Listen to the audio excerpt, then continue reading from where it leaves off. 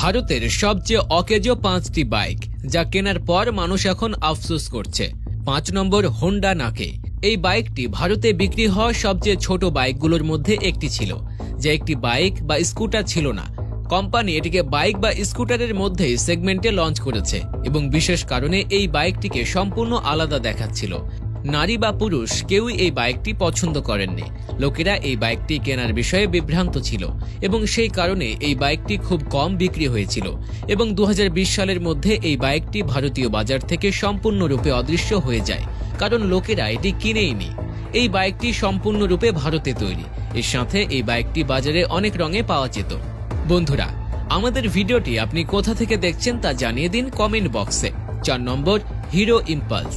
এই বাইকটি প্রথম 9 আগস্ট 2010-এ লঞ্চ করা হয়েছিল এবং পরের বছর অক্টোবরে এই বাইকটি দেশেও লঞ্চ করা হয়েছিল এবং এই বাইকটি হোন্ডা NSR160 ব্রো ইমপ্রেশন নামে তৈরি করা হয়েছিল। এই বাইকটি ছিল ভারতের সবচেয়ে সস্তা অ্যাডভেঞ্চার বাইকগুলির মধ্যে একটি।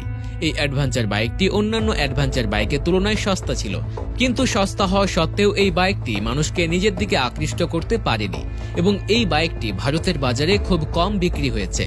অ্যাডভেঞ্চার বাইক উৎসাহীরা অনুভব করেছিলেন যে ইম্পালসের ইঞ্জিনটি আরামের জন্য খুব ছোট ছিল, যার কারণে রাইডাররা এই বাইকটি না কেনাই ভালো বলে মনে করেছিলেন। 3 নম্বর Honda CB Turner. Sporty look নিয়ে বাজারে লঞ্চ হওয়া সত্ত্বেও এই বাইকটি ভারতের বাজারে টিকে থাকতে পারেনি। এই বাইকটির ব্যর্থতার কারণ হলো এর দাম ছিল অনেক বেশি, কিন্তু এর সাথে এই বাইকের মান খুবই খারাপ ছিল এবং এই বাইকটি অন্যান্য বাইকের তুলনায় কম মাইলেজ দিয়েছে। এই ত্রুটিগুলিকে উন্নত করে হিরো একই চেহারার সাথে বাজারে তার ইগনিশন লঞ্চ করেছে, আর হিরো ইগনিশনের দাম অনেক কম ছিল, যার কারণে মানুষ হিরোর দিকে বেশি মনোযোগ দিয়েছে। এই কারণে হোন্ডা CB টার্নার বাজার থেকে সম্পূর্ণ উধাও হয়ে যায়। 2 নম্বর হিরো কারিশমা GMR। আপনাদের বলে রাখি, এই বাইকটি লঞ্চ করা হয়েছিল 2003 সালে, কিন্তু এরপরে এটি 2007 সালে কারিশমা নামে বড় পরিবর্তনের সাথে বাজারে লঞ্চ করা হয়েছিল।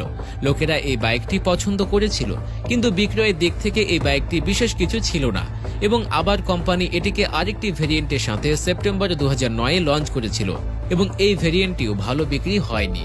এই পরিপ্রেক্ষিতে এই কোম্পানি এই বাইকটির কার্যক্ষমতা এবং চেহারার ক্ষেত্রে পরিবর্তন এনেছে এবং 2014 সালে এটিকে আবারও ভারতীয় বাজারে লঞ্চ করেছে, কিন্তু এত কিছুর পরেও এই বাইকটি তার কমনীয়তা দেখাতে পারেনি।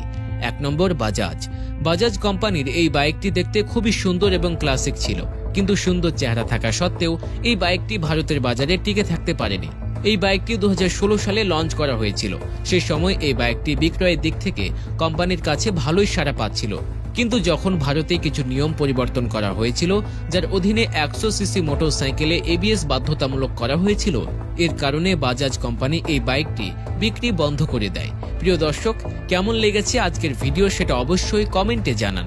এমন সব ভিডিও পেতে আমাদের পেজটি ফলো করে সাথেই থাকুন।